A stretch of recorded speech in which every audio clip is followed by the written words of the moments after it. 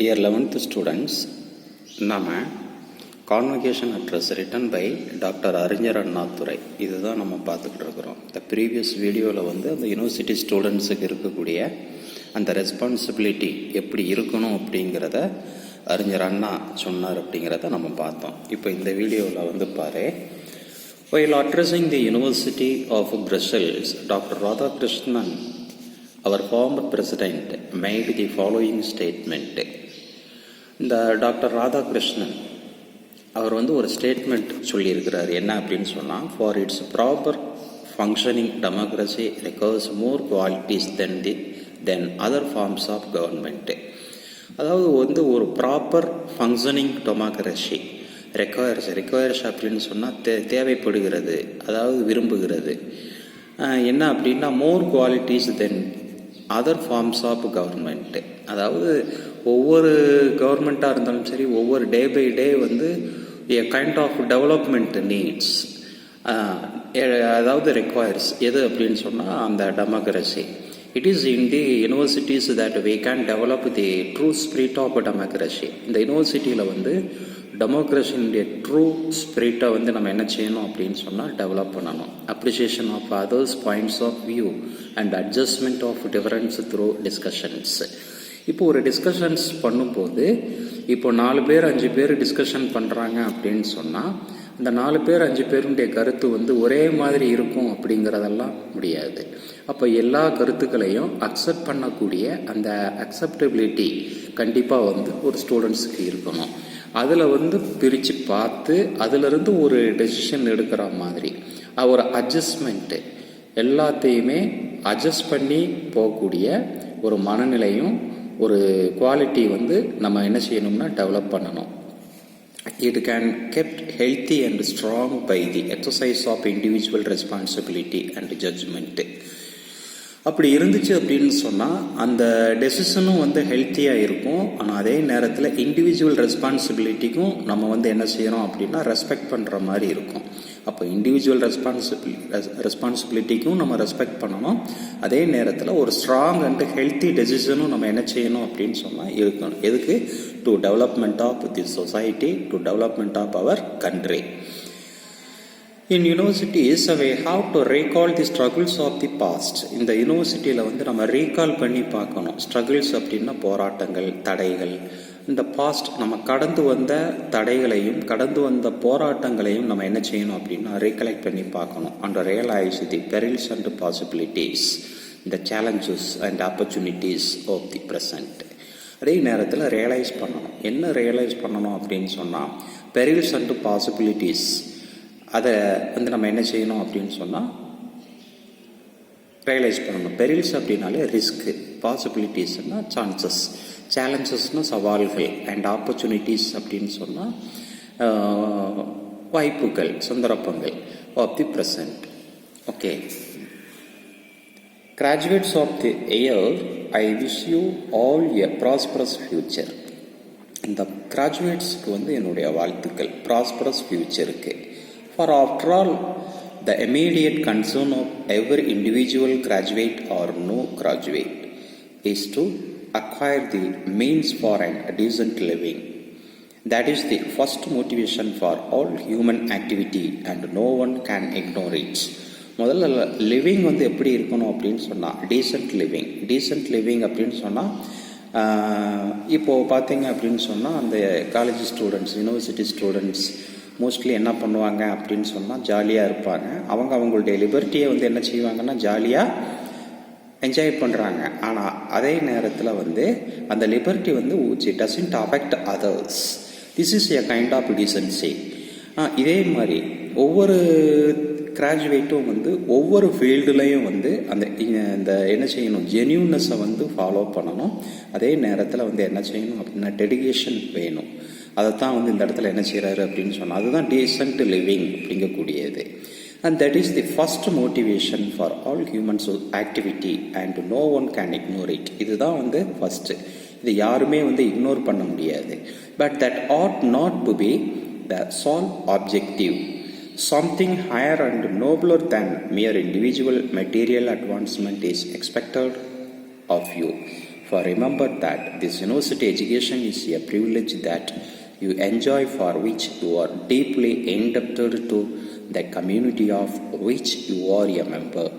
இதே நேரத்தில் இந்த யூனிவர்சிட்டி ஸ்டூடெண்ட்ஸ் அஸ் ஸ்டூடெண்ட் அப்படிங்கிற முறையில் வந்து நீ உனக்கு வந்து கடமை இருக்குது. நீ அந்த கடமையை நீ என்ன செய்யக்கூடாது, நீ மறக்கக்கூடாது. நீ கடன் பட்டு இருக்கிறாய்.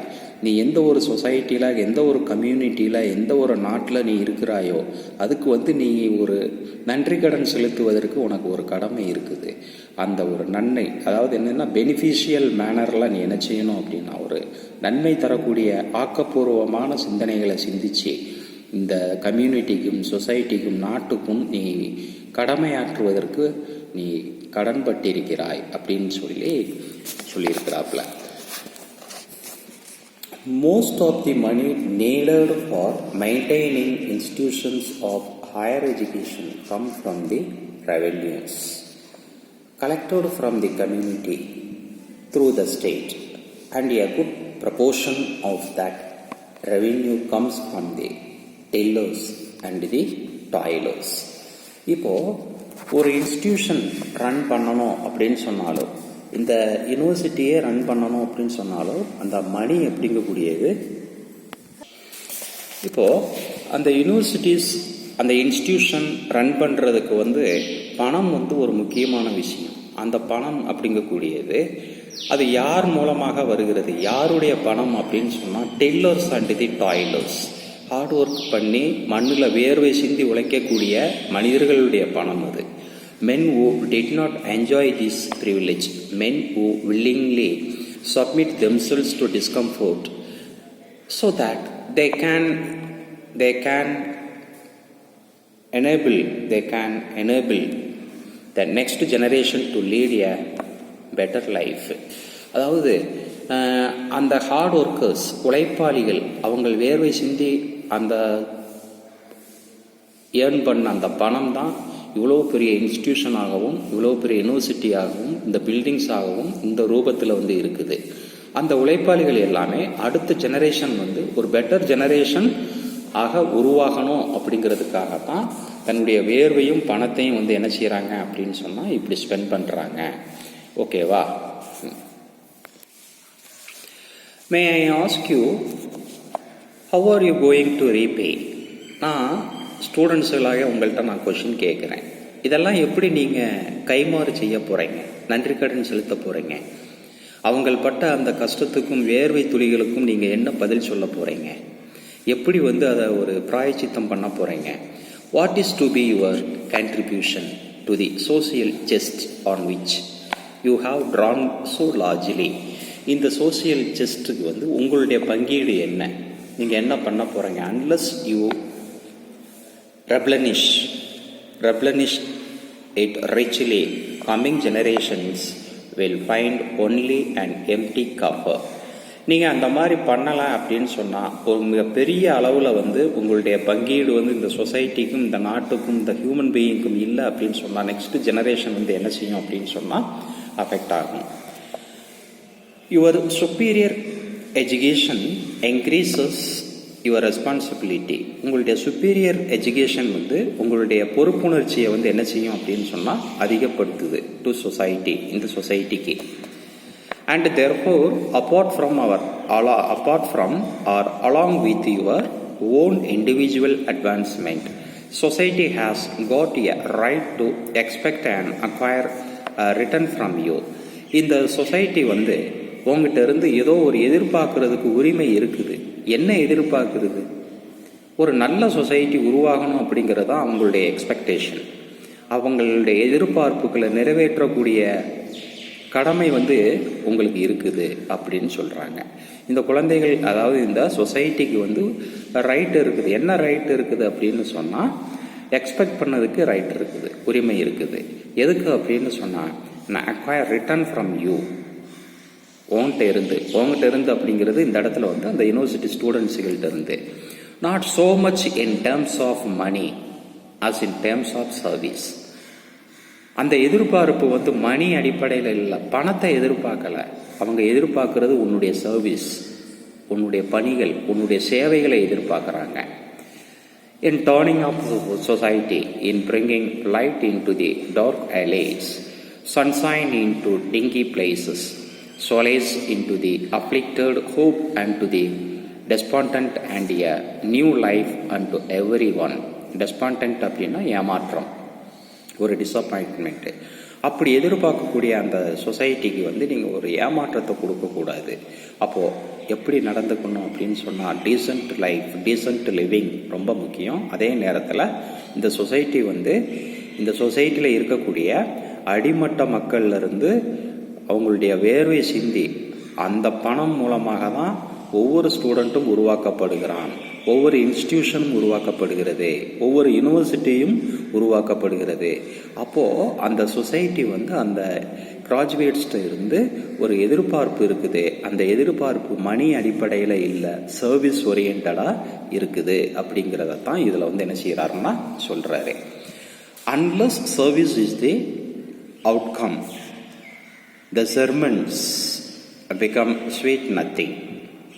உன்னுடைய சர்வீஸ், உன்னுடைய பணி வந்து ஒரு நல்ல பணியாக, சிறப்பான பணியாக இல்லை என்றால், அந்த செர்மன்ஸ் அப்படிங்கிறது டீச்சிங், போதித்தல், பிகம் ஸ்வீட் நத்திங். அந்த டீச்சிங் அப்படிங்கிறதே வேஸ்ட் ஆகிரும், அந்த படிப்புங்கிறதே வேஸ்ட் ஆகிரும்.